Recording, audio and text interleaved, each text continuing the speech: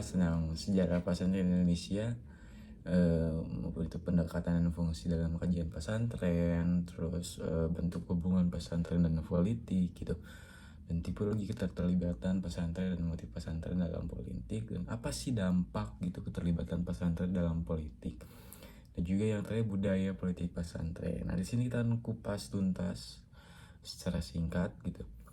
Sebelum kita melanjutkan kepada materi yang mungkin saya akan jelaskan gitu, di sini izinkan saya memperkenalkan terlebih dahulu.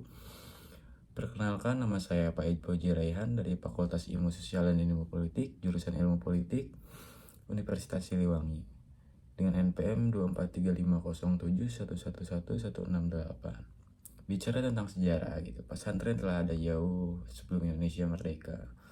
Awalnya pesantren muncul sebagai pusat syiar Islam yang mengadopsi kearifan lokal. Pada masa kolonial, pesantren bertransformasi menjadi basis perlawanan kultural dan visi, seperti yang kita kenal melalui revolusi jihad.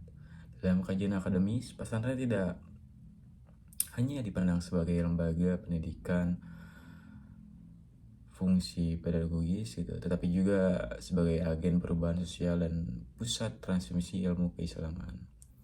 Nah, pendekatan sosiologis melihat pesantren sebagai mikrosmos masyarakat gitu, di mana peran kiai sebagai pemimpin karismatik menjadi jembatan antara umat dan kekuasaan. Nah, apa sih hubungan pesantren dan politik itu?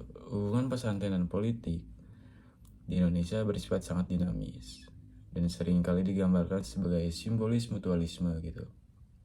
Di satu sisi, pesantren membutuhkan perlindungan kebijakan dan dukungan anggaran dari negara untuk berkembang. Di sisi lain, para politisi membutuhkan legitimasi moral dan dukungan suara dari basis massa santri yang besar. Hubungan ini bisa bersifat struktural, di mana tokoh pesantren masuk ke dalam partai politik atau birokrasi, maupun bersifat kultural, di mana pesantren menjadi tempat rujukan atau sowan bagi para tokoh nasional untuk mencari restu sebelum berkontribusi.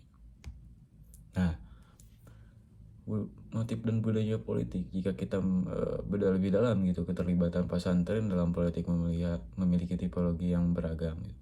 Ada pesantren yang bersifat akomodatif dan kooperatif itu dengan pemerintah, namun ada juga ya tetap menjaga jarak atau kritis sebagai kontrol sosial. Nah, motifnya pun beragam gitu, mulai dari motif ideologis untuk memperjuangkan nilai-nilai agama dalam konstitusi, hingga motif pragmatis untuk menjaga eksistensi lembaga. Hal ini sangat dipengaruhi oleh budaya politik pesantren yang kental dengan pola patron klien gitu. Keputusan politik seringkali berpusat pada figur kiai, di mana prinsip sami awa atau kebutuhan santri terhadap arahan guru menjadi kunci utama dalam mobilisasi suara. Nah, apa sih dampaknya gitu? Di sini dampaknya dari keterlibatan ini tentu seperti dua sisi mata uang gitu. Secara positif gitu, pesantren berhasil mewarnai kebijakan negara dengan nilai-nilai moral dan etika agama. Namun dampak secara negatif adalah resiko terjadinya fragmentasi atau perpecahan internasional di kalangan santri jika menarik kepentingan politik terlalu kuat. Sebagai kesimpulannya, pesantren adalah kekuatan politik yang nyata dan tidak bisa diabaikan dalam demokrasi di Indonesia. Tantangan yang terbesarnya adalah bagaimana pesantren tetap mampu menjaga independensi moral di tengah godaan politik praktis. Nah, mungkin demikian materi yang dapat saya sampaikan. Mohon maaf apabila ada kurangnya. Wassalamualaikum warahmatullahi wabarakatuh.